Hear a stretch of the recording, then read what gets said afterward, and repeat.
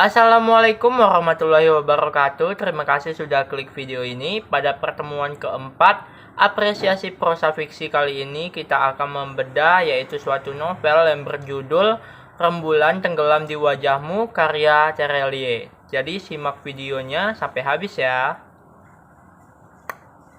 Ada 4 aspek unsur intrinsik prosa fiksi yang kita bahas pada pertemuan kali ini. Yang pertama ada tokoh, kedua ada penokohan, ketiga ada alur, dan yang keempat ada setting atau latar. Kita masuk kepada unsur intrinsik prosa fiksi yang pertama yaitu ada tokoh. Tokoh didefinisikan sebagai individu rekaan yang mengalami peristiwa atau berkelakuan dalam berbagai peristiwa di dalam sebuah cerita. Unsur intrinsik prosa fiksi yang kedua ada penokohan. Penokohan didefinisikan sebagai proses penampilan perilaku tokoh dengan pemberian watak, sifat, atau kebiasaan tokoh pemeran suatu cerita. Yang ketiga ada alur. Menurut Stanton dalam Sayuti pada tahun 1997, alur atau plot adalah urutan peristiwa-peristiwa dalam sebuah cerita rekaan menyangkut apa yang terjadi yang telah direncanakan oleh pengarang. Sedangkan latar, menurut Abram pada tahun 1981, pengertian latar merupakan tempat hubungan waktu dan lingkungan sosial tempat terjadinya peristiwa-peristiwa yang diceritakan. Latar dalam cerita bisa dikategorikan menjadi latar tempat, latar waktu, dan latar sosial. Jika teman-teman sudah mengerti apa itu definisi dari tokoh, penokohan, latar, ataupun alur, sekarang kita akan menganalisis unsur intrinsik prosa fiksi yang ada terdapat pada novel ini, yaitu Rembulan Tenggelam di Wajahmu karangan Terelie. Sebelum kita membedah unsur intrinsik yang terdapat pada novel ini, saya akan menceritakan sedikit sinopsisnya. Novel ini menceritakan tentang kisah perjalanan hidup seseorang bernama Rehan Raujana alias Rai. Rehan Raujana adalah nama pemberian dari ibu pantinya yang sudah meninggal. Rehan yang mempunyai 5 pertanyaan besar dalam hidupnya yang tidak bisa dijawab. Sejak kecil, Rehan tinggal di sebuah panti asuhan yang sangat dibencinya. Di panti itu, Rehan termasuk anak yang nakal. Ia selalu berontak dan ia sebut sebagai penjaga panti sok suci. Ia menyebutnya demikian karena kepribadian penjaga pantinya itu memang sok suci. Bagaimana tidak, penjaga pantinya itu selalu mendapatkan uang para dermawan yang seharusnya untuk anak panti, tetapi ia menyimpannya untuk tabungan umrohnya. Si penjaga panti pun itu juga bersikap kasar kepada seluruh atau semua anak panti. Selanjutnya, kita akan membedah unsur intrinsik prosa fiksi yang terdapat pada novel ini. Yang pertama ada tokoh. Menurut saya sendiri, tokoh utama pada novel ini yaitu Rai. Sedangkan tokoh sentral atau tokoh yang menyebab terjadinya konflik yaitu ada Rai dan Ibu Panti. Nah, selain itu terdapat beberapa tokoh tambahan seperti Bang Ape, Fitri, Diar, dan Ple. Selanjutnya, kita memasuki penokohan. Adapun penokohan yang pertama yaitu ada karakter Rai yang bersifat antagonis. Dengan kutipan yaitu bergegas memasang bom di dinding kota, berlari berlindung tidak perlu timer. Rai mengarahkan ujinya ke kotak bom, meledak. Selanjutnya ada Ibu Panti. Ibu Panti sendiri merupakan karakter antagonis dalam novel ini. Ia berlaku kejam yang terdapat pada kalimat ini.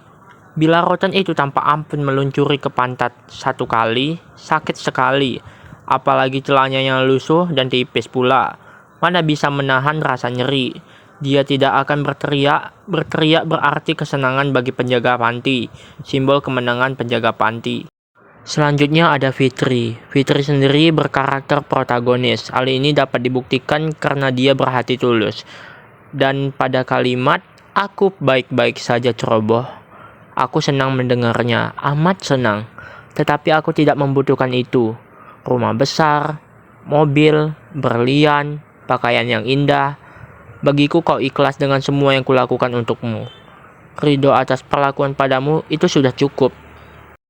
Penokohan yang keempat ada Bang Ape. Bang Ape sendiri merupakan karakter protagonis. Ia sangat perhatian. Hal ini dapat dibuktikan dengan kalimat memperhatikan Bang Ape yang banyak memberi kisah, nasihat, motivasi, dan entahlah. Selanjutnya ada Diar. Diar sendiri merupakan karakter protagonis. Ia sangat peduli. Hal ini dapat dibuktikan dengan kalimat, Diar anak panti asuhan yang sekamar dengannya. Setengah jam kemudian berbaik hati menyelinap sebungkus roti tawar dan segelas cendol melalui bilik pintu. Selanjutnya ada tokoh Play. Play sendiri merupakan tokoh statis. Tokoh statis adalah tokoh yang dapat berubah karakternya sesuai dengan peristiwa yang dilaluinya. Play ini termasuk orang yang nekat dan peduli. Hal ini dapat dibuktikan dengan kalimat, koran-koran berebut memasang wajah Play. Penari hebat yang pernah ada. Penari yang mengakui usaha pencurian 12 berlian sebelumnya. Bukan main, seluruh hasil curian itu untuk orang-orang miskin dan tidak beruntung. Jika kita sudah membahas penokohan pada novel ini, selanjutnya kita akan memasuki alur atau plot pada novel ini. Menurut saya sendiri, alur pada novel ini yaitu berupa alur campuran, di mana pada cerita awalnya itu Ray berumur 60 tahun.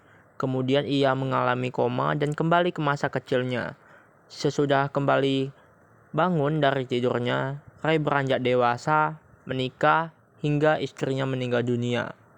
Selanjutnya, kita akan memasuki latar atau setting. Latar atau setting terbagi menjadi 3. Yang pertama adalah latar waktu. Latar waktu yang pertama ada malam hari. Hal ini dapat dibuktikan dengan kutipan, langit bersih tak tersaput awan. Bintang tumpah mengukir angkasa, membentuk ribuan formasi. Angin malam membelai rambut, lembut, menyenangkan, menelisik, bernyanyi di sela-sela kuping. Gema takbir memenuhi jalanan. Latar waktu kedua ada sore hari. Hal ini dapat dibuktikan dengan sepanjang sore ini Riani duduk sendiri di ayunan pohon jambu depan panti sambil memeluk boneka beruang madu miliknya. Tidak peduli ketika teman-temannya berbuka hari ke-30. Selanjutnya ada latar tempat. Latar tempat yang pertama ada di rumah sakit. Hal ini dapat dibuktikan dengan kutipan, Joe menemani Ray menginap di rumah sakit. Latar tempat yang kedua ada terminal bus. Hal ini dapat dibuktikan dengan kutipan, ini terminal, terminal Ray. Bagaimana mungkin kau tidak mengenal sebuah terminal? Yang terakhir ada latar suasana. Latar suasana yang pertama ada sepi. Hal ini dapat dibuktikan dengan angin semilir yang lembut justru menikam perasaan, sendiri, sepi. Selanjutnya, latar suasana yang kedua ada ramai. Hal ini dapat dibuktikan dengan kutipan, bising sekali. Suara klakson mobil berdering, sahut menyahut, orang berlalu lalang. Demikianlah presentasi saya pada hari ini membahas unsur intrinsik yang terdapat pada sebuah novel karangan Cerellie. Mudah-mudahan dapat bermanfaat bagi semua. Saya akhiri, wabillahi taufik wal hidayah. Wassalamualaikum warahmatullahi wabarakatuh.